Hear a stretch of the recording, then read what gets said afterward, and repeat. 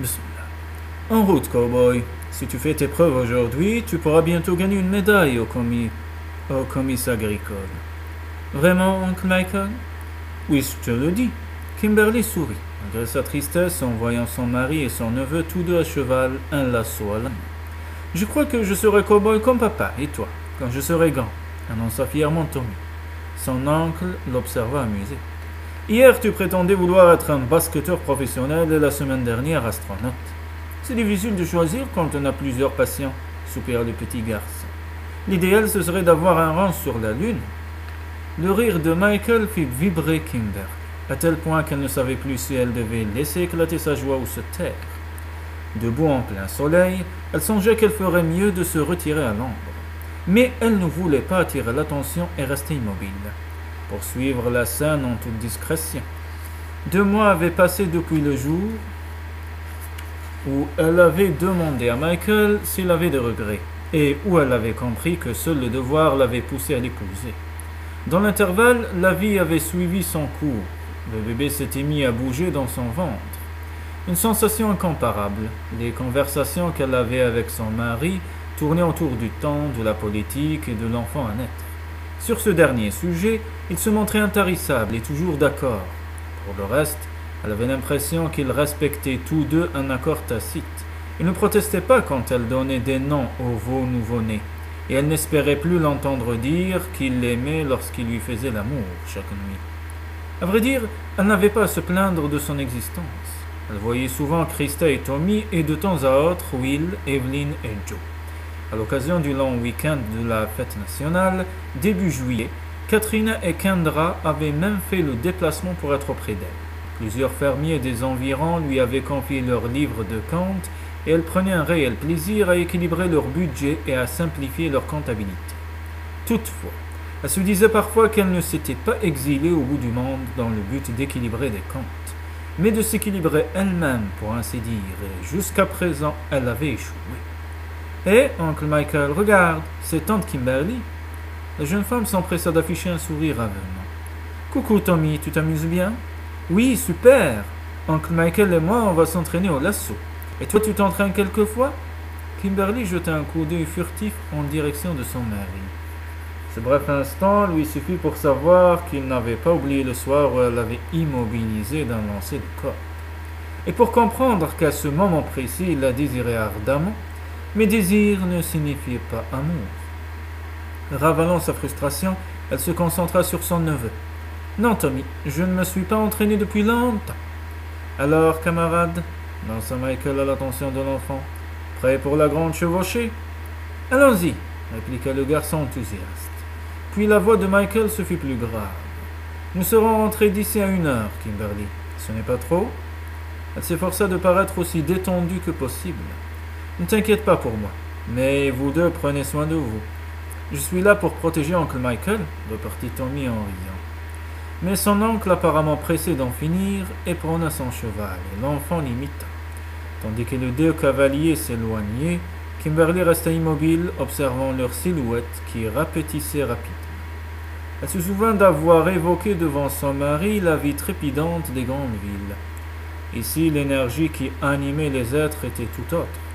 La nature, sauvage ou bienveillante, selon l'heure, imposait son rythme aux hommes. Actuellement, le Nebraska subissait une canicule sans précédent. Et s'il ne pleuvait pas prochainement, la sécheresse que redoutait Joe ne tarderait pas à devenir réalité.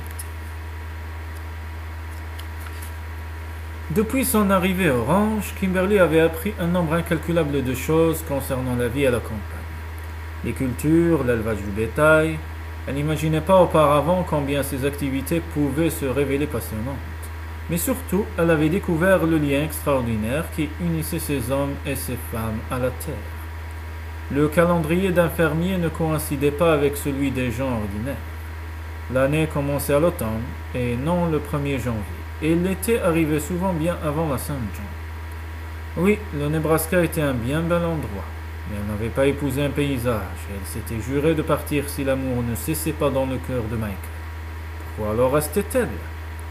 Dans le doute, abstiens-toi. Voilà qu'elle se mettait à parler par proverbe. En réalité, elle n'agissait pas car elle ne savait que faire.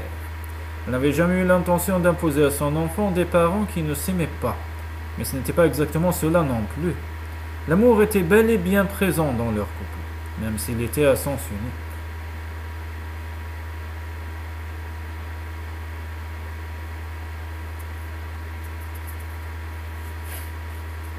Elle perçut la voix grave de Michael dans le lointain, suivie par le tintement d'un rire enfantin. Michael était merveilleux avec son neveu. Elle savait qu'il serait pareillement admirable avec son fils, mais était-ce suffisant?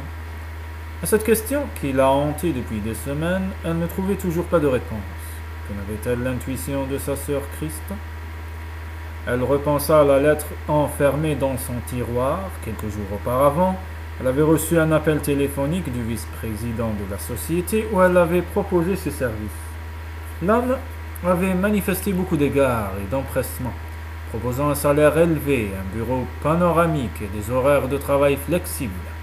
Pourtant, elle avait refusé l'offre. Avant de raccrocher, il lui avait encore accordé un temps de réflexion supplémentaire. Qu'attendait-elle? Un miracle? Non, elle savait parfaitement ce qu'elle attendait. Elle espérait seulement que l'avenir lui donnerait raison. Michael essuyait son front couvert de sueur d'un revers de manche et jeta un coup d'œil à la rampe. L'herbe autour de la ferme était roussie par le soleil. Les champs parcheminés faisaient pitié. Si les sauterelles et la grêle ne s'ajoutaient pas au ravage de la sécheresse, peut-être restait-il une chance de moissonner suffisamment pour avoir de quoi nourrir les animaux pendant l'hiver. Se penchant par-dessus son siège, il attrapa à l'arrière du camion la surprise qu'il réservait à Kimberly. En avançant vers la maison, ses narines humèrent un délicieux fumet. Sans deviner ce qui mijotait dans la cuisine, il était sûr que le repas serait fameux. Mais l'excitation qu'il ressentait en approchant de la porte n'avait rien à voir avec la faim. Haine se forma dans sa gorge et l'impatience accéléra son pas. L'été avait été torride et en cette fin septembre, l'automne ne donnait encore aucun signe de sa présence. À un mois du terme de sa grossesse, Kimberly respirait la santé. Elle disait en riant qu'elle était aussi grosse qu'un camion, mais Michael ne se laissait pas admirer la rondeur magnifique de son ventre. Sous la canicule, jamais elle ne s'était plainte, mais à la façon qu'elle avait de se cambrer et de poser ses mains sur ses reins, il savait que sa situation se faisait un peu plus inconfortable chaque jour. L'encombrant cadeau qu'il lui destinait dans les bras, il poussa la porte de la cuisine, mais avant qu'il ait pu entrer, la sonnerie du téléphone retentit. Déposant son fragile colis sous le porche, il courut pour décrocher le combiné. « Allô? Ah, c'est toi, Whitey. Oui, ça va, et toi ?» Tandis qu'il écoutait son correspondant d'une oreille distraite, il cherchait des yeux Kimberly, mais il ne la trouva pas. « Tu dis que Kimberly attendait ton appel? Écoute, elle ne doit pas être loin car elle a laissé une casserole sur le feu. Mais je rentre à l'instant et je ne l'ai pas encore vue. Comment? Que dis-tu que tu veux ajouter sur tes registres? » Cherchant un bloc pour noter ce que lui disait le fermier, Michael fouilla dans les papiers éparpillés sur la table, puis ouvrit le tiroir. Il y trouva un stylo qui lui permit de griffonner le message de son correspondant. Au moment où il écrivit le dernier mot, des pas résonnèrent dans le couloir et spontanément il se retourna. Dans l'embrasure de la porte, Kimberly lui apparut fraîche et reposée. Ses cheveux encore humides tombaient en cascades bouclées autour de son visage. Tout à ce spectacle enchanteur, le jeune homme mit plusieurs secondes à se rendre compte que Whitey Brubaker s'impatientait au bout du fil. Oui, Whitey, j'ai tout pris en note, entendu. Si Kimberly a des questions à te poser, elle te rappellera. Quand il eut reposé le combiné, Kimberly s'approcha. C'était Brubaker? C'est la troisième fois qu'il appelle depuis ce matin. Il doit avoir le béguin pour toi. Kimberly haussa les épaules en souriant. Je suis ravi de savoir qu'un vieux monsieur de 80 ans, myope comme une taupe, a un faible pour moi. Il n'était pas le seul, songea Michael. Le stylo lui échappa des doigts et tomba sur le bureau, pour aller atterrir dans les tiroirs, sur une grande enveloppe ornée d'un logo qu'il avait déjà vu plusieurs mois auparavant.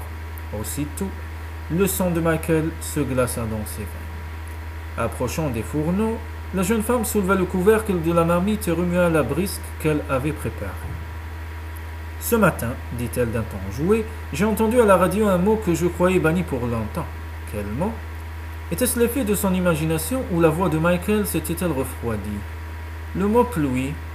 Qu'as-tu fait d'autre aujourd'hui? Non, elle n'avait pas rêvé.